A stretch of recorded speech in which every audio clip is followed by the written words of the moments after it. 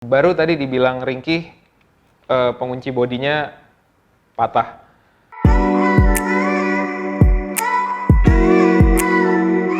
Halo semuanya, selamat datang di Hobby Club bareng gue Arda. Kali ini kita akan unboxing salah satu request dari penonton, yaitu Mas Himawan. Mas Himawan request untuk unboxing bukan Tamiya Mini 4WD, tapi Tamiya Mini F1 Series. Ada dua, ada yang kit dan ada juga yang finish model. Keduanya kita akan lihat lebih dekat seperti apa detailnya. Di sini kita akan unboxing dan untuk hasilnya nanti setelah dirakit kita akan lihat lebih jauh dari finish modelnya. Karena mobil Tamiya Mini F1 Series ini cukup jarang, jadi kita akan mulai dengan sedikit membahas sejarahnya. Model dari Tamiya Mini F1 Series pertama kali diluncurkan di tahun 1991 dan kebetulan Lotus tipe 102B yang kita punya saat ini adalah model pertama dari Tamiya Mini F1 Series. Setelah itu Tamiya meluncurkan model-model lain seperti ini.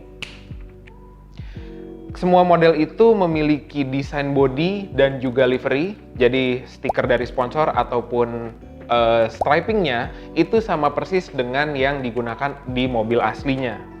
Jadi kalau kira-kira Tamiya zaman sekarang itu sama konsepnya dengan Mini 4WD, Toyota Yaris WRC, ataupun Hyundai i20 WRC. Lalu untuk yang finish model, Tamiya meluncurkan produk ini di tahun 2007 dengan 4 varian pilihan warna, yaitu merah, biru, kuning, dan juga putih.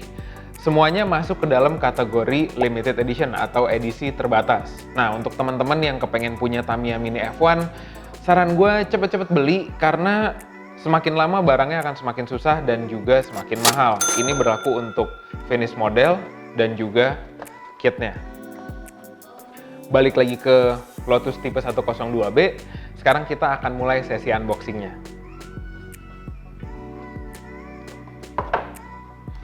Pertama-tama kita akan lihat lebih dekat dari bagian bodinya. Di sini bodinya menggunakan bahan ABS plastik berwarna putih dan terbagi menjadi beberapa bagian. Jadi ada bagian bodi utamanya, lalu di sini ada detail untuk helm pengemudi dan juga bagian intake. Kalau asumsi gue bagian ini semua dipisah untuk mempermudah pada saat kita proses pengecatan ataupun detailing. Nah, terakhir adalah bagian sayap dan sayap dari Tamiya Mini F1 Series ini berfungsi sebagai pengunci bodi. Semua Tamiya Mini F1 masih dibuat di Jepang dan di sini terlihat ya ada tulisan Made in Japan. Begitu pula di boxnya ada keterangan Made in Japan. Lanjut ke ban dan velgnya. Oke, ini cukup seru karena ukurannya berbeda di bagian depan dan juga belakang. Sebetulnya perbedaan ukuran itu normal di model Mini 4WD, tapi ini bukan hanya berbeda lebar, tapi juga berbeda diameter. Bagian belakang jauh lebih lebar dan juga diameternya lebih besar dibandingkan yang depan. Untuk bannya kita mendapatkan ban tipe soft. Ini cukup umum lah ya didapatkan di kit Tamiya Mini 4WD. Sorry, ini bukan Mini 4WD tapi Mini F1. Tapi kalian pasti ngerti lah maksudnya. Lanjut ke bagian sasis. Sasisnya itu sistemnya modular seperti sasis PZ kalau zaman sekarang. Jadi dia terpisah menjadi beberapa bagian. Di sini ada bagian bumper, akar, dan juga roller berukuran 9 mili berbahan plastik. Sisanya untuk bagian sasis, rasanya tuh seperti model kit, tidak seperti merakit mobil Tamiya Mini 4WD yang biasanya kita mainin di track. Lanjut untuk kelengkapannya, ini super menarik nih.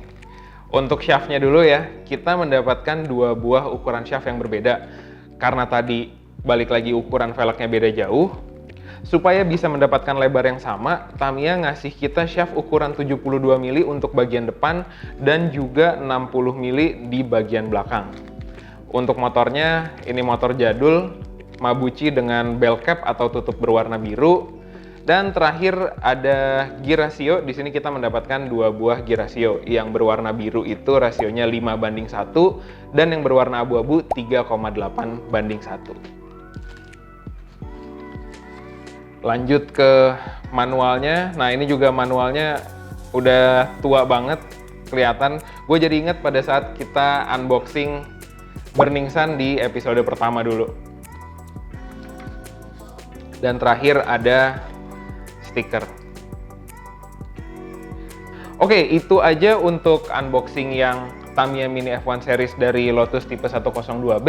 Karena untuk detailnya kita akan menggunakan yang finish model. Ya, jadi seperti ini hasil dari perakitan Mini F1 Series apabila kita merakit kitnya. Kebetulan ini finish model, jadi semuanya sudah jadi.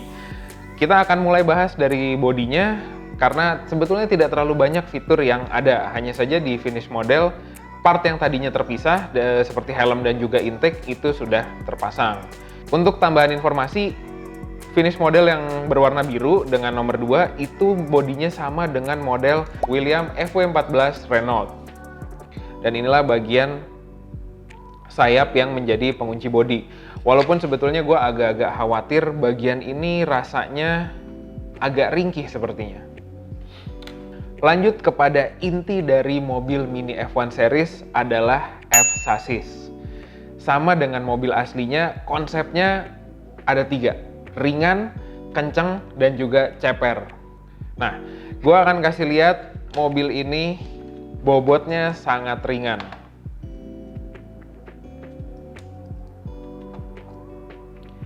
Hanya 63-64 gram. Biasanya Mini 4WD dari pengalaman gue yang paling ringan ada di kisaran 80 gram dan itu ada di sasis VZ dan juga Super 2. Tapi mobil ini udah hampir 15-20 gram lebih ringan. Modal awal untuk ngebut tuh ya.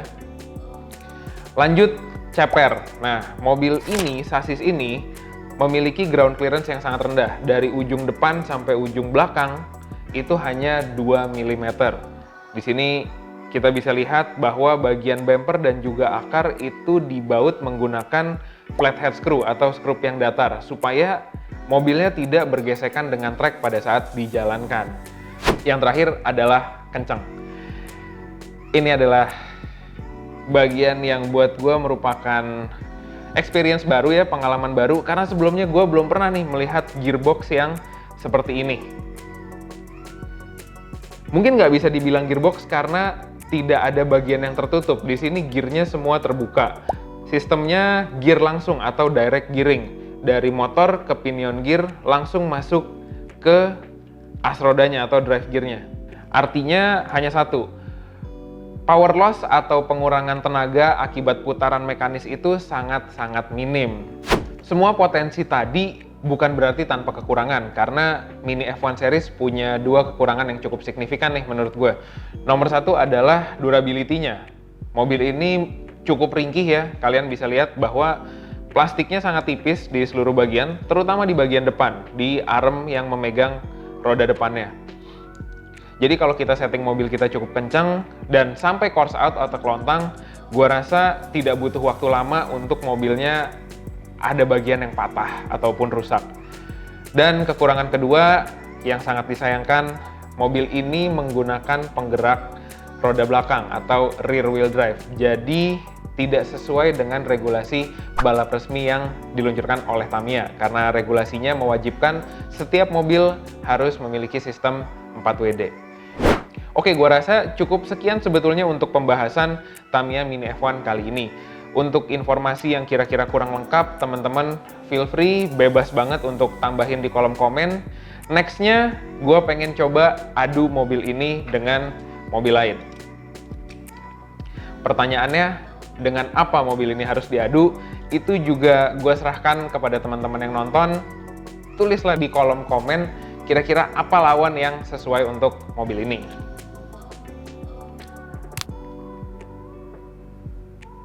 Baru tadi dibilang ringkih, pengunci bodinya patah.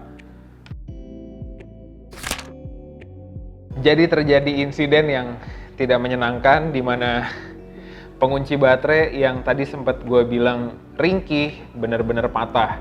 Kita udah coba lem, tapi setiap kali dipasang dan dia patah lagi di sini. Tenang aja. Karena sebetulnya ada solusi, walaupun tidak sesuai dengan estetik dari mobilnya yang seharusnya seperti ini, tapi kalian masih tetap bisa pakai untuk main kalau kalian menggunakan part yang didapatkan dari side body catch part. Part ini untuk lebih jelasnya gue sempat bahas di video yang mengenai Aerosaurus. Kalian bisa lihat di sana. Pengunci bodi ini terpasang dengan sempurna. Tidak ada masalah sama sekali. Bentuknya emang aneh, jadi mobil formulanya kelihatan buntung di sini. Tapi secara fungsi dia tidak ada masalah sama sekali. So, sekian untuk episode kali ini. Thank you untuk teman-teman yang udah nonton. Gue mau ingetin untuk subscribe dan juga like. Sampai jumpa di episode berikutnya.